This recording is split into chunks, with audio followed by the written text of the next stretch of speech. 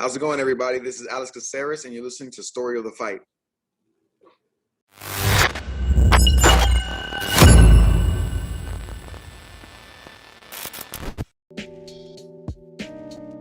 What is up, Will? What up, what up? Welcome, everybody, to Story of the Fight. My name is Romero, and that's my boy, Will. And this is where we talk all things combat sports. Today, we'll be talking PFL super fights and also another UFC Apex event. Yeah. Another one. But before we UFC do, Vegas 99. Jeez, we're about to hit the 100 mark, huh? Close. Yeah, we're close. But before we do, please like, subscribe, hit that notification bell. We're trying to reach 20,000 subscribers. We're steady climbing. If you don't like watching, but you like listening, there's other ways, right, Will? Yeah, Apple Podcasts, Spotify, YouTube Podcasts, pretty much anywhere podcasts are found. Story of the Fight on everything. StoryoftheFight.com. We'll list all of our socials: Instagram, Twitter, TikTok, Reddit, Twitch, everything. Story of the Fight on everything makes it easy. There you go, man. There you go. So, do you want to go and just get started and start covering some of these fights? Let's do it. Let's do it, man. So, hey, we had Francis Ngannou versus Renan Ferreira. Super fight here, right? What are your thoughts? Yeah, Battle of the Giants, right, was like the main thing. Francis, this is his return to MMA. It's been boxing, right? Everyone's like, oh, PFL fucked up. They signed him. He's never even going to fight for him. He's going to go box. And once he tastes that sweet, sweet boxing money, he's never going to come back to MMA and he's going to burn him. What has it been, 2 years? I think it's been 2 years. Yeah. I mean, yeah, he's 38 now, dude. You know, he got knocked out bad in that last Anthony Joshua fight. It was rough. So it's like, oh man. And then Renan Ferreira's out here just murdering people. And you're like, but Francis is huge. He knocks everybody out. And you're like, well, Renan Ferreira's 6'8". He's bigger than Francis. Like, yeah. Kind of scary. Shout out Blunderbub. Says, raise your hand if you blew $50 on a pay-per-view to enjoy one fight. Hey, the Cyborg fight was good. I like the Paul Hughes fight, McKee fight was actually a good card for PFL. Hey, shout out Ganscow, did a stream for it as well. Hey, but also, a lot of people do that where they blow a lot of money on pay-per-views for one fight, mainly in boxing, though. True.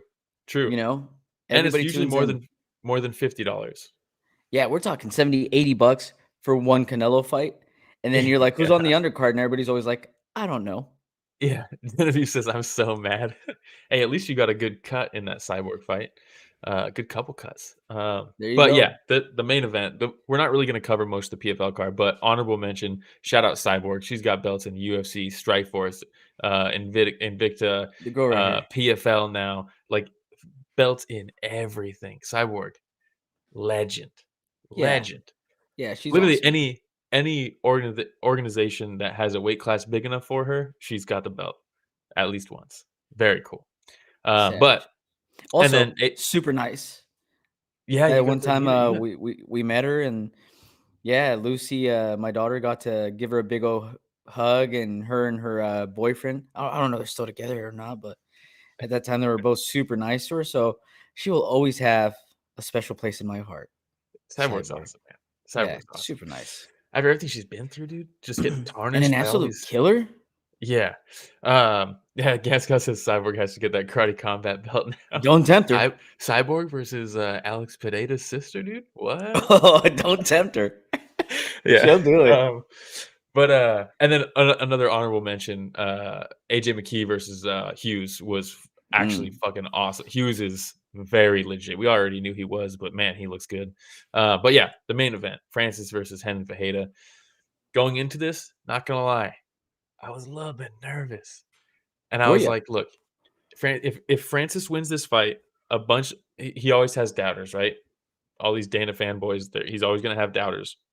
I'm like, okay, if he wins, if he knocks out Renan Ferreira, everyone's gonna be like, all right, yeah, he beat some PFL can. And you're like, Renan Ferreira is not really a can, right? And if he loses, it's like, oh, he got beat by some guy outside of the UFC, and it's like, it's a bad look. It's a lose-lose. He still did it. Yeah, it's a lose-lose. He still did it. And Renan Ferreira got $2 million for this fight because he's fighting Francis, because Francis asked for that, right?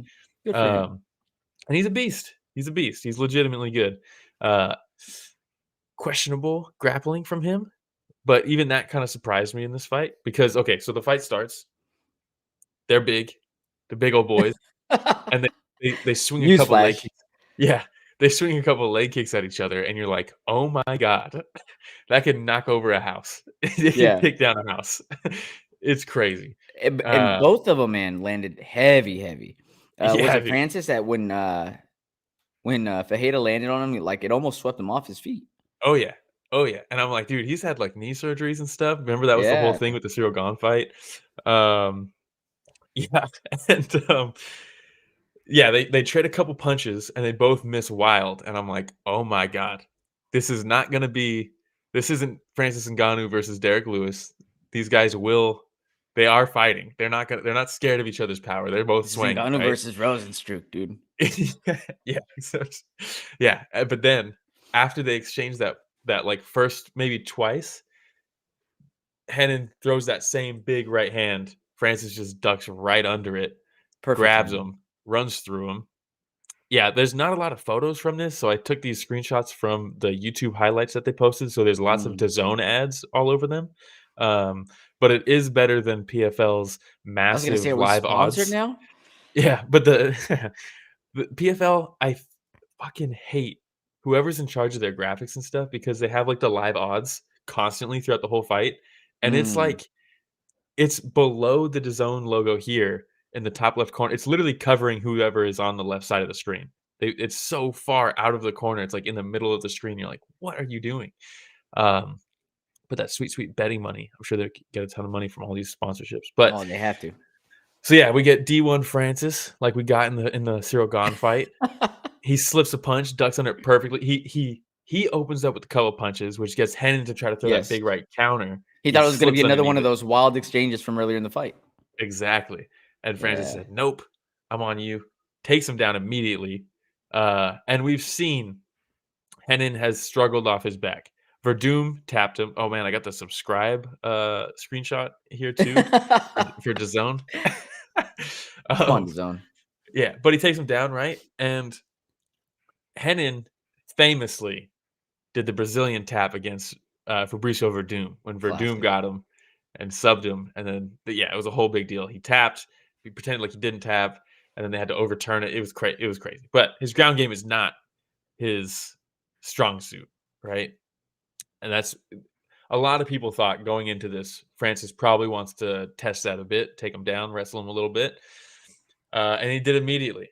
We're 3 minutes in, and they're in guard for a while, right? And Henan's grapevining, and I'm like, oh, that's probably a good way to minimize the damage coming from up top. It's going to be hard for him to pass while he's getting grapevined, but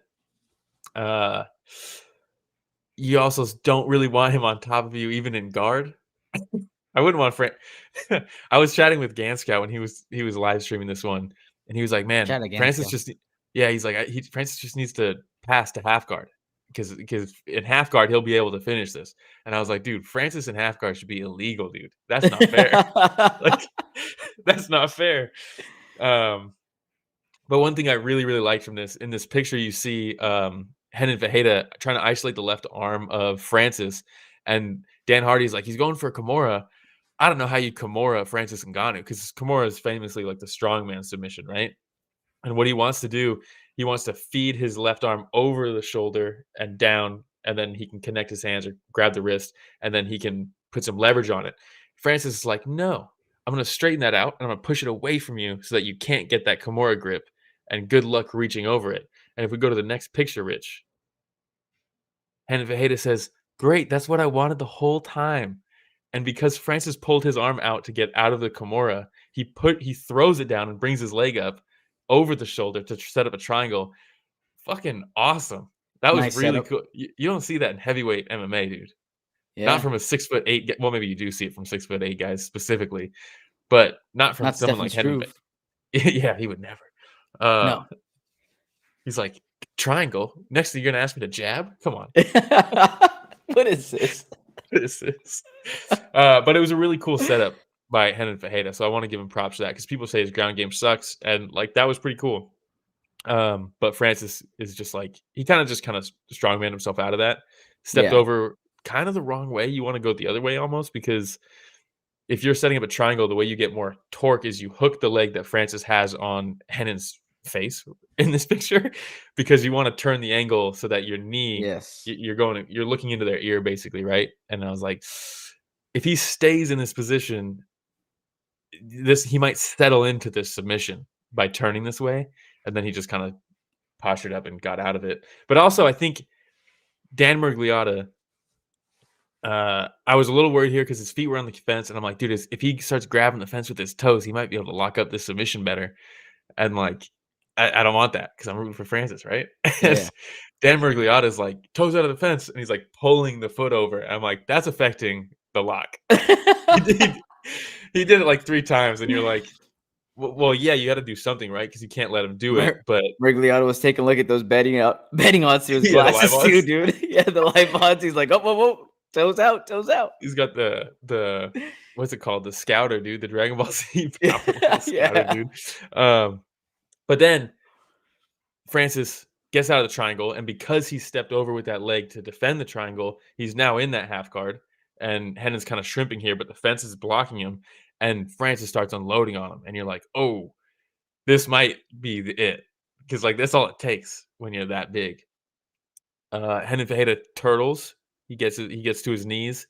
He gets to that turtle position. If we go one more picture, Rich, Francis goes for the crab hook, and we're like, dude, where Francis, man, he just completely like every time, dude. The Cyril Gane fight was crazy because the grappling was nuts, right? The Stipe rematch was crazy because he got outclassed in the first one. Then he goes and fights Tyson Fury and he drops him, and you're like, man, this guy. Then he comes out and hits What a can he crab not hook do? on yeah, dude. I mean, if you look here, one way you can stop somebody from getting up in this position, because that's kind of been like the meta a little bit in grappling right now, at least MMA grappling is you do give up your back a lot more than you used to. Mhm. People have gotten so much better at defending against chokes that people are willing to give up their back to then be able to just stand up, right? It's a lot Yes. easier to stand up from turtle than it is from your back. Yeah. And so in that position, if we go back one more, Rich, and we just keep it there for a sec, you see Francis, you might think like, oh, he wants to step over with his left leg and get the hook, throw that left leg in between the legs of Henan, right? Mhm.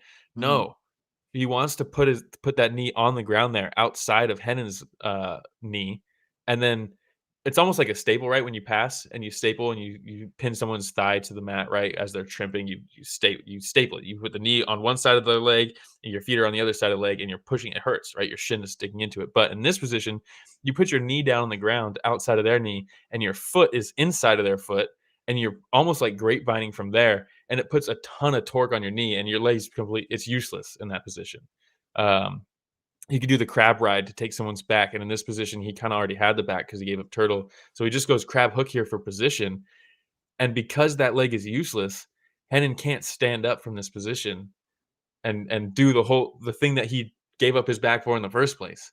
And it's really cool to see Francis like evolve in that way.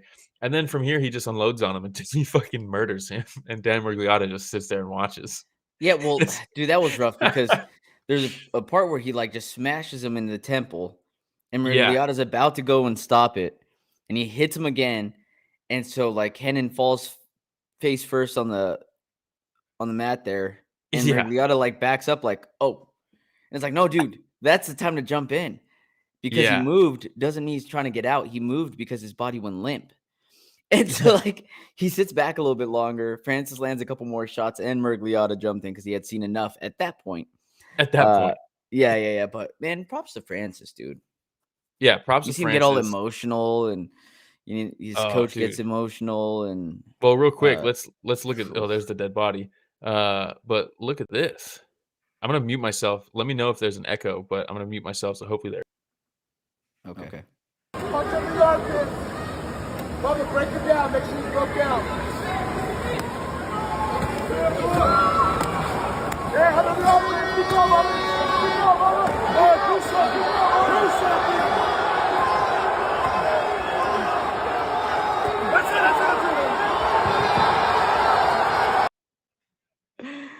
Oh, Bro. well, Coleslaw says Dan could have let it go a little longer. Could you hear the audio in that clip that I just played? Gnarly. The You could fist hear hit in it? the face. Oh yeah, Dude, the fist hitting the face, Dan Mergliotta saying, "Do something, do something, he do did. something, He do went something." just fell Yeah, like, flat. dude, what do you want? He's not doing anything. You Oh my god, those shots from Francis, dude. That is Rough, crazy. rough. That is crazy. And the fence shaking each time. But then you mentioned after the fact, him immediately sobbing, and Dewey Cooper sobbing, Nixick sobbing, and you're just like, dude, what a group, man! What a group! Like I know. it really is like you don't get this. It's so like everyone talks about how he's like a generational athlete and stuff because of the fights, but like even just his decisions after the fact, right? Like he's like I mean, the people he surrounds himself with, he's not just around he doesn't have a bunch of yes men around him leading him down the wrong path. He has people who like seemingly genuinely care about him. And it's crazy to see what he's accomplished and it's really cool to see that group around him throughout the whole thing. Just like ride or die guys, you know? His entire story is amazing, man. It really Yeah, it is. really is, dude.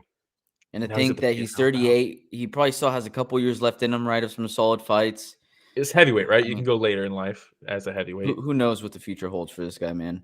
But so far, what he has, UFC champion, never lost the belt, right? But Walked away with he still the is belt. not just did he walk away with the belt, he's the lineal heavyweight MMA champion, like the MMA champion. Truly. Yeah, I It's love crazy, dude. It's left I the love it. UFC, it came back to the UFC. Francis got it and he left the UFC. He still has it. So Crazy. Ganscott says, "What will the movie be titled?" Oh my ooh, god, dude. I don't know. That's a good We got to question. think about that one. That's a very good question. Yeah. I'm about to hit up I- AI right now, ChatGPT. Let's see. Let's see what it comes Yeah. up with. All right. Anything else on that fight? I like how we both completely dodged the question because I got nothing. I have nothing as well, but Yeah. I'm sure that we'll probably be like halfway through Font versus Phillips, and someone's gonna pop in my head. I'm gonna call it out, just blurt it out, and everybody's gonna be like, "What?" You're like, Predator. You're like, well, we already got that. Classic. Blunderbuff says John Jones could never fight after a 2-year break. Oh, Well, that's what man. sucks. That's what really sucks. Right now, we have John Jones, Francis Ngannou, and Tom Aspinall all as heavyweight champions, and we're not going to see any of them fight each other. How much does that suck? That's horrible. It is. That was the thing that was the difference maker with the UFC the whole time. Was you got to see the best fight the best. There was not all this bullshit. And like there was a couple exceptions, but this one's pretty bad, dude.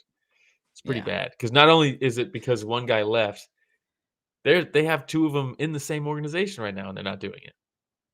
Sucks. Jones versus Stipe, Aspinal versus Ngannou, and then the fighters fight each other same night. Let's do it, dude. Same night. Same night. Let's do it. Old school UFC style. Multiple fights. Let's do it.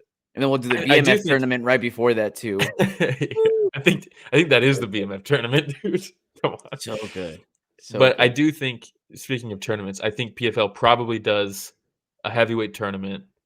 That the winner of that will then fight Francis. I don't think Francis just like defends his belt against somebody next. I think they'd probably do a tournament and then he fights the winner of that. I think is what most likely will happen. Or like Ganscott says, Francis versus Deontay. CTE squared. Oh, we'll talk plenty Is that about the name of the CTE movie? coming up. Yeah, that's the name of the movie. Is that the name of the movie? All right. Oh man. Let's move on. UFC Vegas 99? Question mark? Yes. UFC that's what it Vegas was. 99. Oh. Hey, who would have thought we'd be here, huh? UFC Vegas 99? Who would have thunk Who would have thunk it? it? We had Horrible. Fluffy Hernandez versus Michel Pereira. I was excited for this fight. Anthony Yeah, Hernandez, I've thoroughly enjoyed his last fights. Michel Pereira, ever since he started calming down a little bit, wasn't doing as many wild things in the octagon, seemed to really be putting it all together. So I was like, you know Yeah. what? This is a really fun matchup. Yeah, and he used to be at 170, right? And you're like, dude, what are you doing? You don't need to be there. No, this is the right weight class from now. Even now, he looks huge for the weight class. Dude, well, and to be fair, Fluffy is nicknamed Fluffy for a reason. He's not exactly Francis Ngannou out there. You know what I mean? He's not super jacked. He's very efficient. He's one of those guys that you look at that and you're like, that guy can fight for 10 rounds. And we saw that. That Yeah, came so into first play. round, they came out. We all know what Fluffy wants to do. He wants to take it down to the ground as quickly as possible, right? I Yeah, and believe we all know what Michel wants to do. He wants to backflip, but he doesn't yes, anymore. backflip, He run off the stays true to fence, himself now. hardcore parkour all over the place. But Yeah. yeah, Michel Pereira, I want to say it was like 6 for 6 on takedown defenses that first round.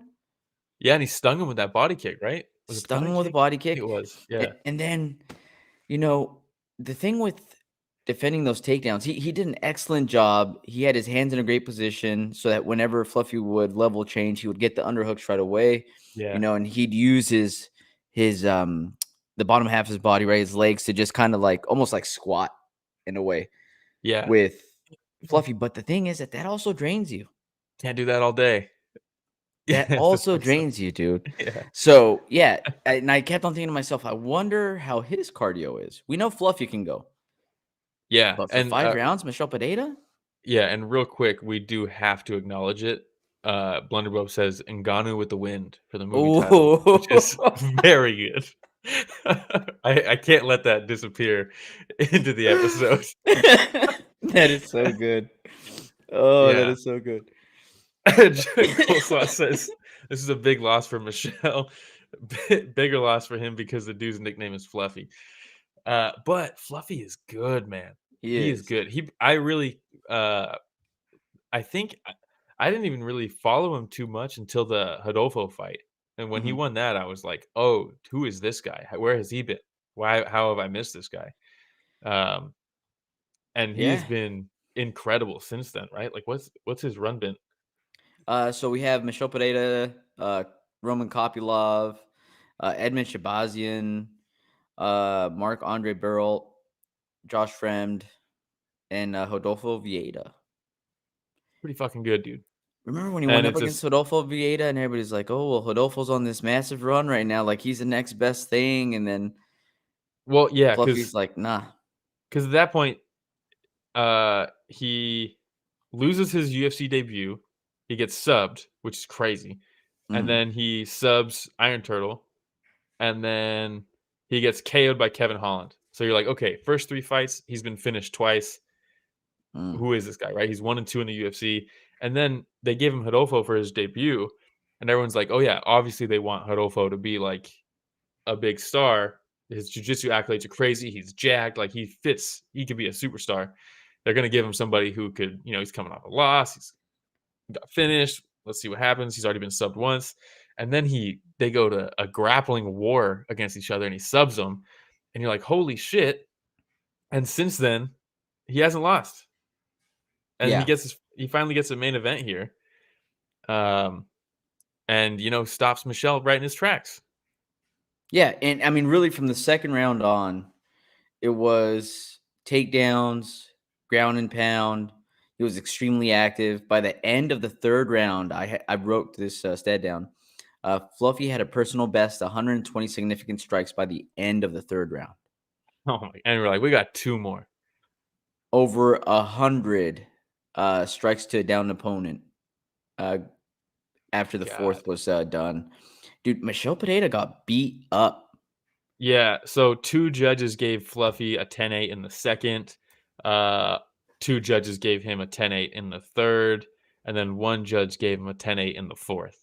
So arguably 2, 3, and 4 were all 10-8 rounds. All justifiable 10-8 rounds. And it was almost like a mercy stoppage. You know what I mean? Like performance. Oh, yeah. It really was. Like, you could have, judging off of what happened in the stoppage for them to actually say, okay, it's over, that could have been any moment of the fight. Like, it was that the entire time. I like the stoppage, though. Yeah, I mean, the stoppage is what it is. I've seen people argue the corner probably should have thrown something in for Michel. Maybe. I actually don't disagree with that. I think that, I don't think it's that egregious, but yeah, if that's my guy out there. Yeah, if that's my guy out there, why are we doing this? Yeah. What, is he going to sub him on the ground? Like, no. Is he going to all of a sudden get takedown defense? Fluffy's not slowing down. Like, I don't know. Yeah. It's not the worst corner work I've ever seen or anything like that, but I do Hey, agree. UFC, Coulda. please don't put Michel Pereira in any more 5-round fights. Let's not do that. Yeah, I think that Okay, ship let's has keep him in sailed. 3-round fights. Let's just keep it at that. He's going to be able to give us a lot of fun, exciting fights. Yeah. Maybe make him a gatekeeper to break into the top 15. He is very good at opening main cards.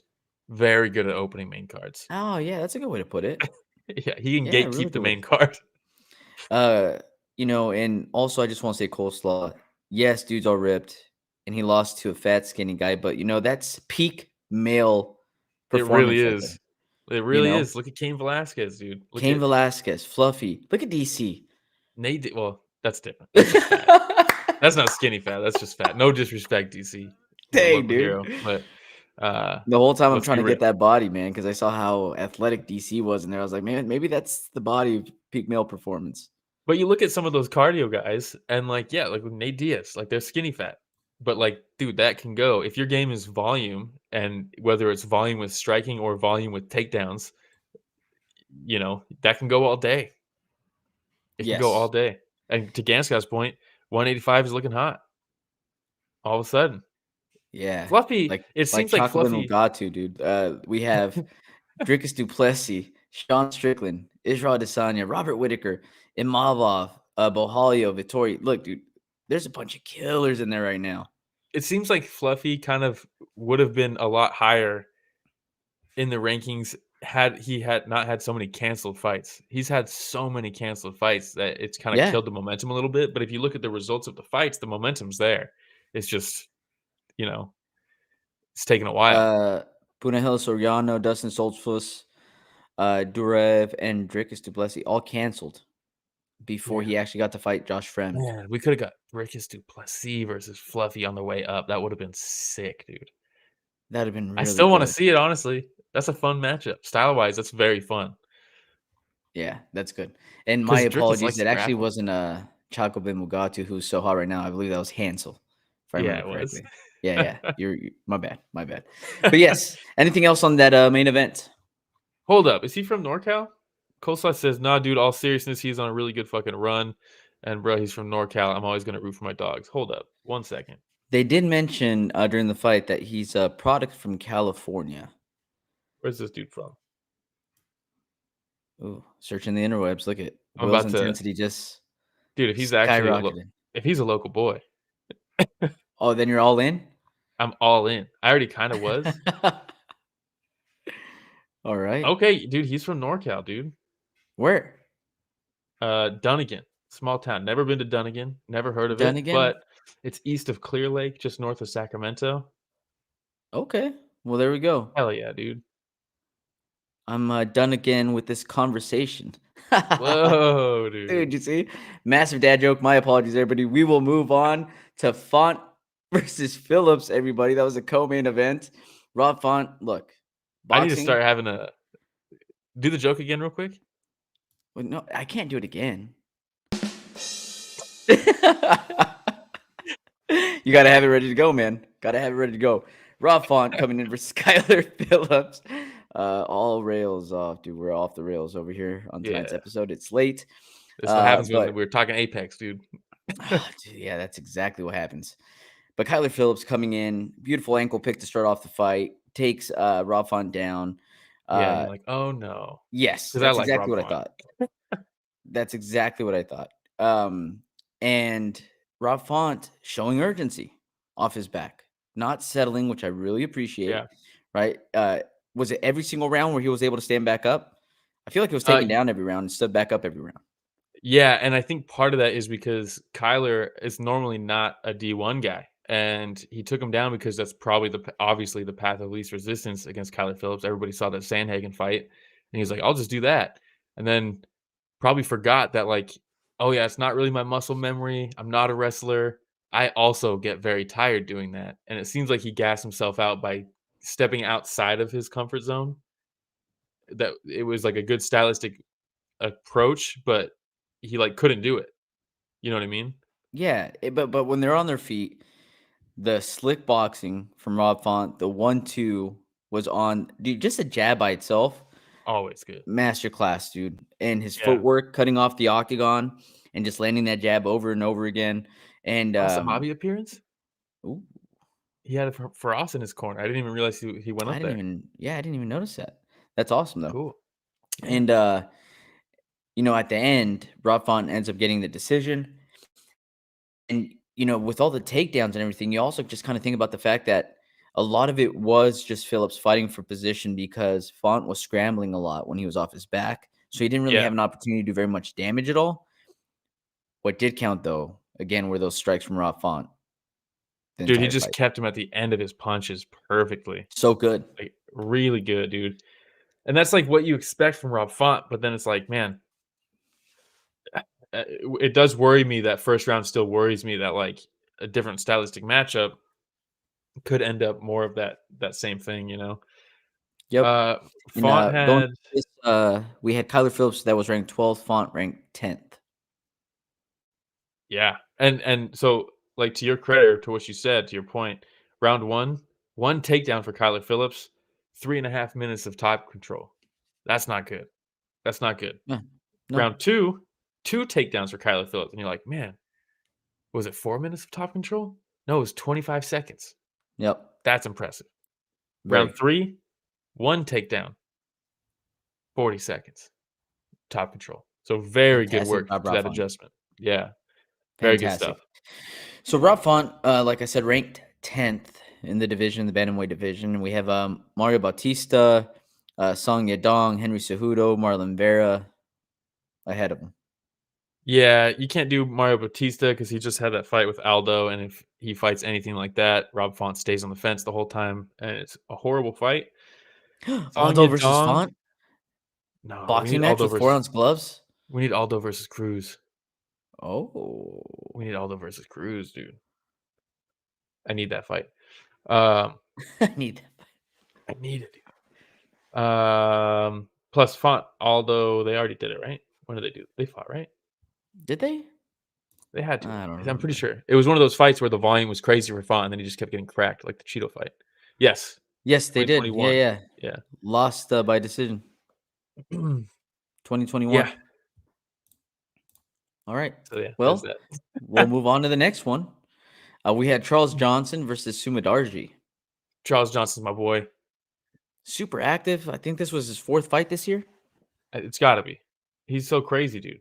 He's so much fun to watch. He's so underrated. If I remember correctly, when the fight was starting, they were saying that he's riding a 3-fight winning streak in this year alone. Yeah, he took Maxim, which everyone was like, oh, Maxim is a hot prospect. They're going to give. He's so hot right now. He's so hot right now. And, it was 3 losses in a row for Johnson up until that point. All decision, by the way. And then he fights Maxim, and you're like, ooh, this might be one. Also, bear with us. There's only like 3 photos of this fight, and they're all of Sumudaerji landing and nothing of Charles Johnson. So that kind of sucks. But, he loses 3 fights by decision, and you're like, okay, he's 0-3. If he loses again, he's probably cut. They give him Maxim, who's supposed to be like the new hot prospect, and you're like, shit.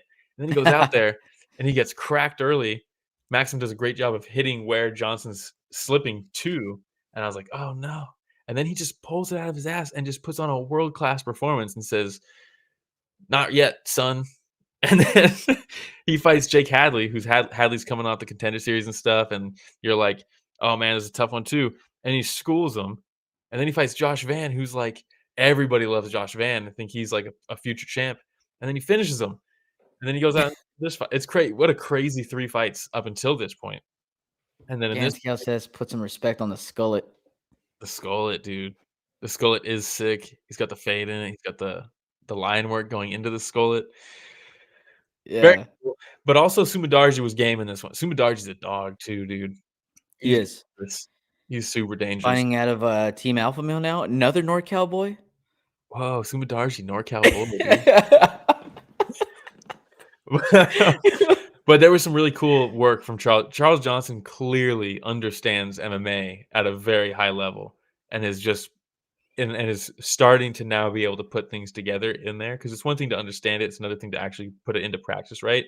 And clearly he knows what the fuck is up. His stutter step, his feint, his shoulder feinting and stuff, his off tempo, where he drops Sumudaerji up against the fence at the end of the round. where he comes in, gets Sumudaerji to commit, and he's like, haha, I wasn't committing. And then bam, lights him up, cracks him. Very cool grappling and sweeps from Sumudaerji. Some really cool sweeps in this fight. Yeah. This is an awesome fight. I love both these fun. guys. It was a lot of fun. Flyweight's And so then fucking fun, dude. Ganskow confirming he's 4 for 4 this year. Very impressive. To go 0 for 3 and then 4 for 4 after that is very cool. At flyweight too, dude, get him up, dude. Wait. Like, he's not ranked yet, is he?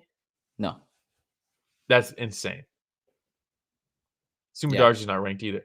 Get this guy in the fucking rankings, dude. For sure. This man deserves a ranking. Put some respect on the skull. I didn't even read the first half of that comment.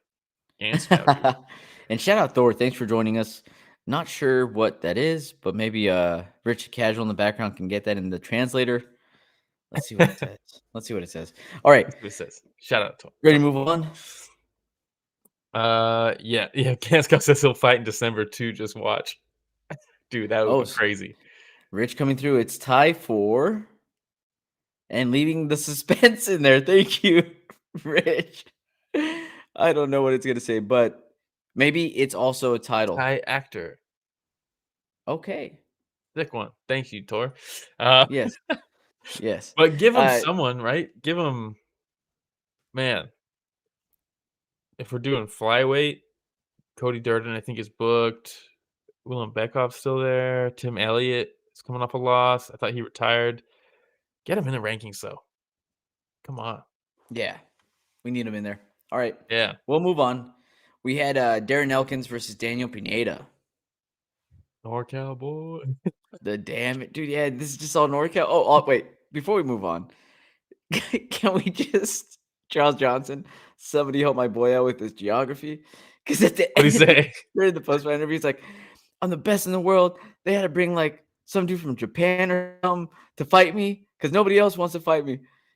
And I was like, oh, dude, I'm pretty sure he's Chinese. No.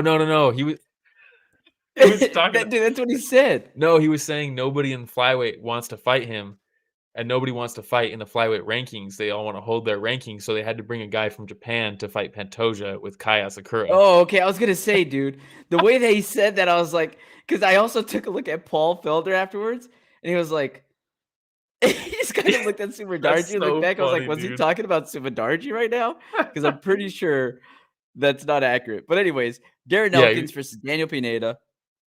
Darren Elkins, the damage for a reason, dude.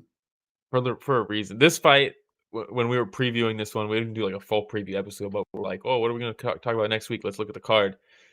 Elkins versus Pineda was one that stood out immediately, just because when have you ever seen Pineda in a boring fight? Elkins is, you don't even have to mention, but Pineda is win or lose. That guy is in some fun ass fights, dude. And I want to say, go ahead. If it's Elkins that's receiving the damage, but either way, it's like the perfect nickname for him. Yeah, it really is, dude. It's like every single fight's a dogfight with this guy, man. And did you know that Daniel Pineda, 28 wins, 100% finish rate. He's never won by decision. 28 times he's finished his opponents. What? That's insane, dude. That's insane. What? Yeah. Guillotine, elbows from crucifix, guillotine, knockout, guillotine, triangle, ground and pound. Like, it's just, he's never won by decision. And a lot of times you see that and you're like 100% finish rate, but he's got like 8 fights. You know what I mean? They don't have 28 fights. Normally when someone has 100% finish rate, they're not 30 fights. That's crazy. That's insane, man. Yeah, so both these guys deserve a ton of respect. And again, there's only like 4 photos of this fight, which sucks because it was fucking awesome. Have you ever seen Daniel Pineda's picture on Tapology? Just looks like a buff Pete Davidson. Have you ever seen that? Anyways, if you guys have an opportunity, make sure you check it out on Tapology because it totally looks like a buff Pete Davidson. But anyways, Darren Elkins, man, we know he's gonna deal a lot of damage, but also he's scrappy, coming from Team Alpha Male. How many times did Pineda try to land that guillotine choke on Elkins? And it looked deep, though. Yeah. Well, especially the first one. Well, we always talk about it. It seems like everybody. I think it's because of the way he shoots his takedowns. Everybody thinks the guillotine's there, and also Mm. Pineda has a lot of wins by guillotine, 100% finish rate, and he probably is like the head's there. But I think Elkins clearly knows that he's a Team Alpha Male guy. They're like the kings of guillotines. You're not going to guillotine a guy from Team Alpha Male, and he's so good at shooting, probably expecting you to guillotine him because then he gets his hips. He just jumps his hips out to the side, whatever side is going to be the Von Flue side. It's like that's part of his takedown. He knows I'll get Mm. this takedown. They will try to guillotine me. I just need to be ready to hop my hips over and pass. And he does it over and over and over again. And it's really fucking cool to watch because it leads to so many scrambles. And he's a guy that will out scramble anybody. Anybody. Yeah, man. And then his striking's starting to look a little better. There was this awesome combo where Pineda was coming in, he kind of blitzing, and Elkins lands like this left, and then he follows it up with a right elbow. And I was like, Yeah. beautiful adjustment, right? I was like, I'm watching one right now. What is this? These elbows being thrown right up the What is middle? this? What are those shoes in the background of this photo? Do they do that all the time? Are those like the rock shoes? Huh. Do they put those up everywhere? I never What is noticed that. What the hell? Yeah, I the don't know. hell, Maybe they dude? just had his shoes waiting there for him. What is Yeah, that? sorry to Shoes or kill the something? momentum. Yeah, thanks, dude. But he gets the win. It's a dogfight. I think Pineda won round 2 probably from what I remember, but Elkins just smashed him with elbows. And they do the interview, and Elkins is all trying. Pineda's right there, like I'm gonna retire, and he's like waiting to have his moment. And Elkins is like, "Fuck yeah, me and this guy went to war." And Pineda's like, I'm not feeling that right now, dude. I'm about to retire. He like completely, like me with the shoes, he completely brought the energy down. Oh, But 100%, dude. he deserves his moment, and I'm glad he got it. You And know, I'm The glad Paul was there Hangover, too. when Phil starts talking about the night they're going to have, and then Alan's like, I have something to say, and just like totally interrupts him. Yeah. And like just totally dude, because he was literally in the middle of the interview, and then Yeah. Paul's like, "Oh, what? Do you have something to say, Pineda?" Yeah. And he's like, "Yeah, retiring. I just don't. This is my last fight. Blah blah." Puts his gloves down, and Paul Felder's like, "Okay, man, thanks. Hey, so back to the fight, Yeah, dude. Darren." And I was like, "Oh, rough." Yeah, super rough. And to Super rough Ganskow's part. point, both should have retired, to be honest. Yeah, man, I don't know how much I want to see of they're fun fights. It's very entertaining, but dude, and Hey, people did Elkins always sound a say little punchy? he has always sounded like that, but that Has doesn't he? mean that it hasn't always been punch drunky. You know what I mean? Like just because he sounded Mm, like that in his early career doesn't mean that he wasn't already a little CTE'd out. You know what I mean? And I mean that with no disrespect. Obviously, I'm a huge fan of the guy, and I think he's super fun to watch, and I love his style. But he's also 40 years old, and it's a tough game, dude. it is. Tough game, and it It is. sucks. I say that Especially with the not way he talking fights, shit, though. dude. He's the damage. He's the damage. Like He's been there's a lot no of fun other to way. watch, though. There's no other way for him to fight. That's who he is, and unfortunately, there's a toll involved with that, and that's a bummer. You know. Mm, It's not good to just ignore that, yeah. It's a harsh reality of that's like what makes the performances so like great, right? Because the consequences of those performances. He goes out there and does it every single time.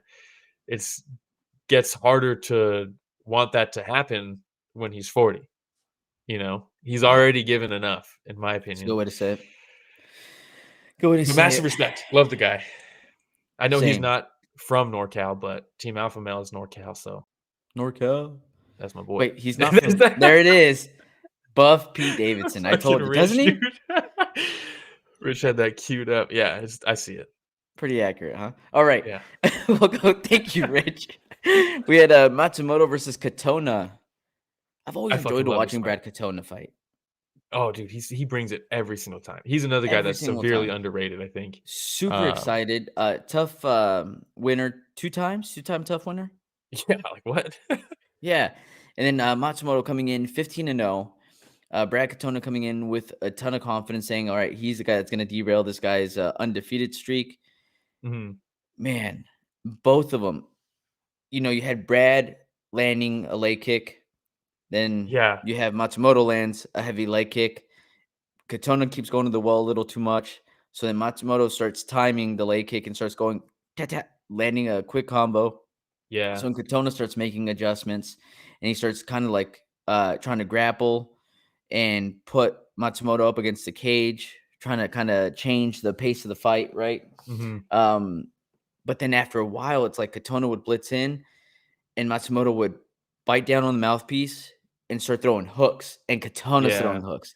And well, the issue too is Katona was landing very good combinations or throwing very good combinations, but then he'd stay there. And we talked about with like Regian Irsel in his last fight over in one, where against Nicholas, where he's throwing a combination and he exits that combination when he's done. He's not still there. He is gone. Yes. He's out the back door. And Katona was still there. So they like you said, they'd start trading like in the pocket with each other. But it was always the visual for a lot of at least the first part of this fight. A lot of it was Matsumoto landing a clean shot at the end of that exchange because Katona was still there for it. And he did, but to your point, he did start making really good adjustments. And then he hit him with that fucking super bomb Joe Nato at step in elbow, dude. Elbows. Oh man, split the guard. There's a few elbows last night that I was like, wow, okay. Yeah. I wish we saw more of that. Seriously. Ganskow says banger, absolutely. Yeah. But this wasn't a sloppy banger. No, this was not. This was highly technical. Yeah. Very great technical. cardio from both guys. It was like mirror image. It really was. It's like Rich will understand this. When you're in fighting games, sometimes you can play like a mirror of yourself, and it like that's basically what this was. And it like learns your tendencies and stuff. Like some of the newer ones they'll learn your tendencies. So all of a sudden, this combo that you were landing, all of a sudden you're not because they know it and they start landing it on you, and you're like, oh fuck. Games do that now? Yeah, it's sick, dude. So Rich says mirrors are whack. But that's what this was, dude. These guys it was awesome. And like to your point, Brad Katona kept trying to go to the grappling to try to mix something up, and Matsumoto was there for it. But then at the end, one of the coolest moments of the fight for me was the very end. They both finally take each other down. It was so sick with like 45 seconds left. Lands a takedown, they get up, and then bam, a reaction takedown the other way. And you're like, this is so sick. And they finally get it, but the fight's over. What a great fight, though. Both these guys deserve to fight up in their divisions. I don't know about ranked or anything like that, but they both definitely deserve to move forward, even though which one was your favorite fight? Not what was the fight of the night, but which was your favorite fight? Either this or the Charles Johnson fight, but probably this. Yeah, probably this. This was fucking awesome. Good. This is one that you write down. And Elkins versus Pineda was pretty good too, though. Was very good. Was very good. Those three fights were the highlights of the card for me. This is one that you write down because this one will be forgotten by a lot of people, I think. And you're like, what were some good fights from last year? This is one that should be on the short list. Really fucking good. You know, I thought you were gonna say Elise Reed versus Jessica Penne for a second there, but that was actually a fucking banger, dude. I actually did really enjoy that. We're not gonna cover it, but it was actually pretty sick. All right, well, I did. What we are gonna cover is Melissa Martinez versus Elise Ardelean. Ardelean. Yeah. This one. Ardelean. Yeah. Potato. We're not really going to cover this fight. We are going to cover one round of this fight because the first two rounds were competitive. It was actually a cool clash of styles. This was also a fight I actually enjoyed. Outside point fighting from Martinez. Ardelean just walking her down, trying to turn it into a slugfest the whole time. Pretty decent. Third round, though, we get this moment here where there's a front kick, and then Ardelean goes down. She's holding her groin, and you're like, oh, no. Low blow. And Keith Peterson stops the fight. He's like, Herb, look at the replay. And they're like, dude, this guy sounds like fucking Beetlejuice out there. It's crazy. And then all this drinking and fucking cigarettes, dude. And even Rich knows no nonsense. And then they go to the replay, and it's a clean front kick to the liver, like a beautiful shot that Ardelean went down on it, folded her, and they stopped it because it looked like it was a low blow, like the way she went down. And then you're like, okay, well, this fight's over. That's a TKO. Because right after that, she paused in the center, folded over, standing there, and Martinez comes at her and just bop, bop, bop, like Vitor Belfort versus Randy Couture back in the day. Just bop, bop, bop, bop. And then they stop it, and you're like, damn, that's fucked up. She got low blowed, and then she got lit up by a couple punches. But then you watch the replay, And then you're like, oh no, dude, that was a clean body shot. And then you hear Keith Peterson, and he's like, it was high. The bottom of the foot's a little low, but it was clean. And you're like, oh shit. He's like, it's a TKO. And you're like, oh what? And then Dominic Cruz is going off, right? Because it's now Keith Peterson who messed up. Yeah, And then exactly. Ganska says I was losing it on stream. And then you're like, man. what's gonna happen? They don't stop the fight.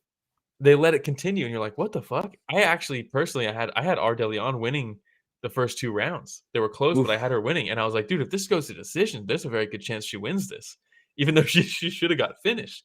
And they say, and Dominic Cruz is complaining about the ref, obviously, but he's being very political about it. I actually give him some credit. He had some restraint. And then Fitzgerald's like, Mark Ratner, the VP of Regulatory Affairs or whatever the fuck he is now, he just let us know that the only 2 options are you stop the fight then and there and it goes to the scorecards, or you let it play out. And you're like, well, And it's like, if you stop it right now and Ardelean is up by 2 rounds, that's going to be bad, right? Like, that's going to be really bad because she just got finished. You can't stop it and then give her the decision after she just got dropped by a body shot. yeah. So you let it play out. But even that, like, why are those the only 2 options? Like, why? Yeah. Like, it's kind of stupid. I mean, I get it. If you stopped the fight and said, oh, no, actually, that's a TKO, it's not. That's kind of fucked up also. But I don't know. It seems like they're so strict with the rules that they came up with that are like, they're like, sorry, guys, we're confined by these horrible rules that we made. And you're like, you can change them. You're not prisoner of your own rules. Make new Yeah. ones. I know, You know? man. It's so rough. Some of these things are so archaic, and like we just refuse to change them just because that's just the way it is. Yeah, and it's like, but it's the way it is because of you guys. Yeah. You can change it. So But whatever. frustrating. All right, man. And then Yeah, you wanted but to cover some of the Robelis Despaigne versus Austen Lane. Yeah, we just got to talk about it because Robelis is the massive hype train. Heavy favorite. I don't know what the odds were going into this. I should probably look that up, huh? Probably should have had that up before. But Robelis is so much bigger than everybody. I was very surprised. I knew Austen Lane was a big guy, but I didn't realize he was huge. I mean, look at these 2 next to each other. He makes Robelis look like a normal guy. You Yeah. don't look at anybody in the background. These look like 2 normal people, but instead they're giants. But Listed at 6'6". 6'6". Which one? Austen Lane? Lane. And what is Robelis? Listed at 6'7". 6'7". Okay. He's got the biggest reach in the UFC right now. But going into this, Austen Lane was a plus 350 underdog. Minus 425 for Robelis. So pretty bad matchup. Everyone thought Austen Lane's going to get knocked out by this guy because he knocks everybody out, right? And then Robelis still not only can he not defend the takedown, there's not a lot of urgency, or maybe just not enough knowledge to out grapple up against the fence, and just no urgency to get up, dude. And the first round was just all top control by Austen Lane. Second round, Austen Lane striking with him for most of the round. And I think he dropped that round, and you're like, dude, what are you doing? You literally just have to grab this guy and put your foot behind one of his, and you're going to win the round. But then he did that in the third round. Yeah, so is it safe to say Despaigne's hype train is completely derailed? I think it is completely derailed. Fully off the tracks? Fully off the tracks. It's bad, dude. You can't. It's also kind of fucked up. They put him in the apex in the small cage where this guy doesn't want to get grappled. And they're like, well, let's put him in a tiny room and force him to grapple. And shout out the boy, Nick. Says, I didn't watch either show, but I watched my boys, Will and Mira. Shout out, Nick. Nick's a real one. I wonder if he's been on the entire time to hear our Zoolander references. Welcome to an Apex recap. But yes. So yeah, that's it. That's it for the Vegas card. That's everything we're going to cover. That's it for Robelis Despaigne. His career is over. And no. It's time for a moment of silence. Moment of silence. What did we miss? We missed Jake Hadley versus Brady Heistand. Heistand withdrew and got a short notice. Shout out Smotherman too. Very cool moment when he got the win there. I don't know if you saw that, but he wins UFC debut on short notice, takes out Hadley by decision. And during the interview, he's like, I'm in the UFC. I'm in the UFC. And like he literally steps away from each question being like, I'm in the UFC and I won. I won my UFC. It's pretty cool. Like it just hit him. Yeah, and Nick says, did not hear the Zoolander references, but I'm shooting some blue steel at the screen right now. Hey, nice. Very Appreciate good. it. Appreciate That's what we it. should do. We should change our logo to just both of us hit. I'm not gonna do it, Rich. Don't solo me. Come on. Can't do it, Rich. Can't do it. Letting the folks down. And then Ardelean was supposed to fight. The only reason I Rihanna can't do it though is Monda. because you have to kind of have your back towards the screen You got to to turn. turn into the camera. Yeah. No, I can't do it right now, Rich. I have to have my back Do it. completely to the screen. Turn around. Let's do it. No, I can't. I can't do it. If I turn all the way, right? Go.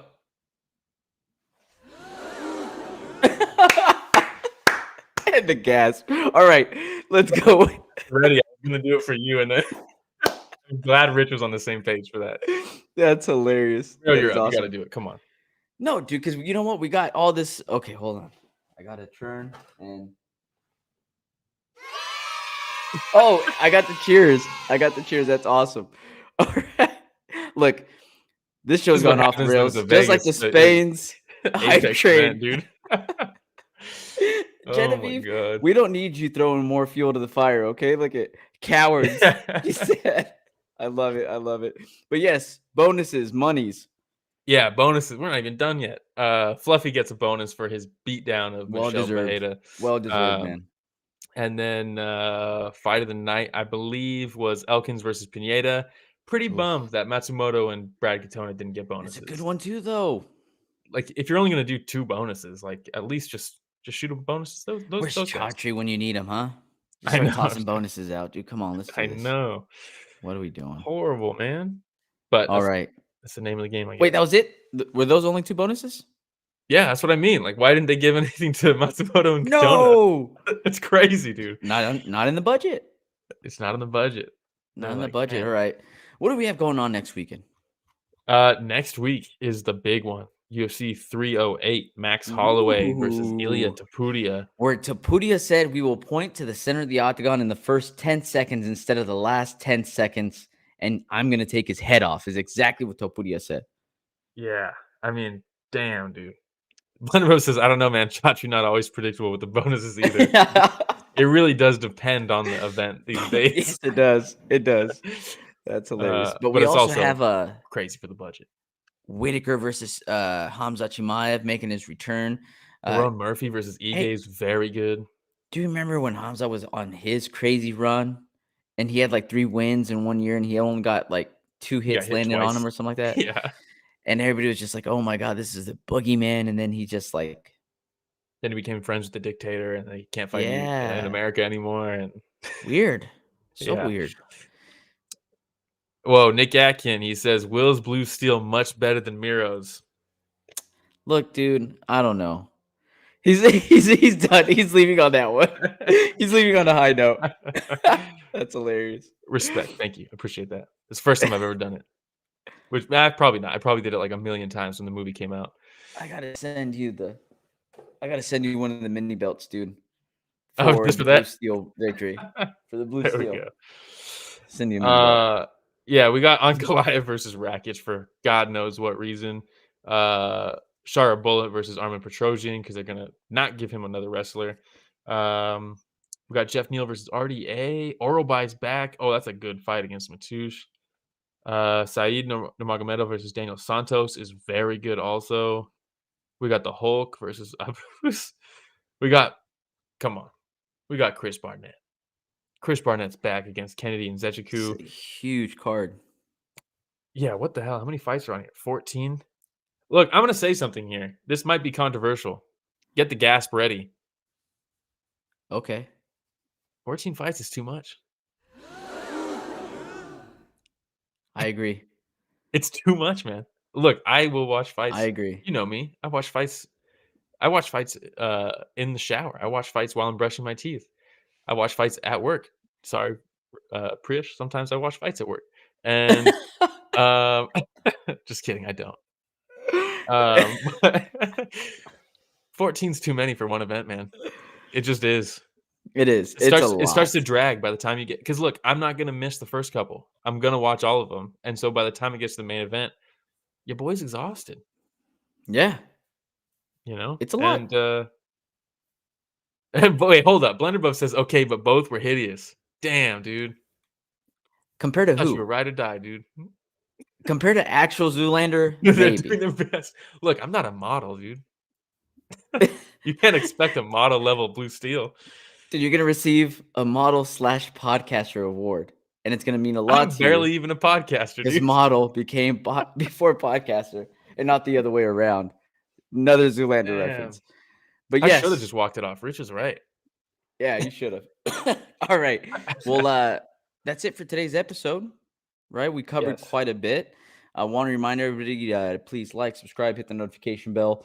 If you enjoy listening to Combat Sports while also listening to Zoolander references, we are your boys. Hit us up. Yeah. But yeah, if you don't like watching, but you like listening, what are the other options, Will? Yeah, Apple Podcasts, Spotify, YouTube Podcasts, anywhere podcasts are found. Instagram, TikTok, Twitter, Twitch, everywhere. Gans guys, appreciate you kicking it with me on the stream. Will. Yeah, shout out Gans Oh, Scout. that's Check out sick. his Hell channel. yeah. He did a great fight companion for PFL and and the UFC. I just read Genevieve's comment. Merman. Merman. Merman pop. Oh So my good. God. Yeah, but shout out Hey, Nick. just hit the bell like Nick says. Shout out Ganscow, Genevieve, Blunderbub. We also had Thor that joined us as well. I Was do. that it, Will? We had coleslaw as well, but I Coleslaw do as want to give a well. shout out specifically to that bell, because sometimes we find out when we're going live just when you guys do. Yeah. Sometimes for we're real. like, man, it cuts it close. And I know we used to be 9 a.m. every morning on Sundays, and it's been shaken up a little bit. Baseball season does that, but we will try to stay consistent to at least Sunday. But sometimes it's the morning, sometimes it's the evening. Lately, it's been the evening because of some things, and it probably will be for a while. But if you click that bell, you will get notified, so that you're like, man, I don't know when they're going live. Click the bell, and we'll tell you. But we will try to have it as up as early as possible, so you know when we're going to be live. It'll be on our channel. But sometimes we find out late too, and that's Your just the way boy's things go. schedule has been insane with all Yeah, the kids' sports all over the place. But look, whether it's in the morning, later on in the evening, at night, I still look forward to hopping on the podcast. Not so much to just talk about the fights, but I seriously love talking to everybody in the chat. Like 100%. they've made me laugh so many times just tonight alone. So I really, really appreciate it's it. so much fun. Yeah, it's a blast. It's like hanging out with a bunch of friends.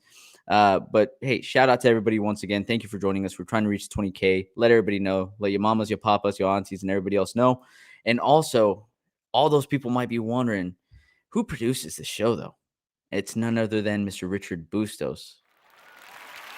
Hey, thanks everybody for joining us for another episode of Story to Fight.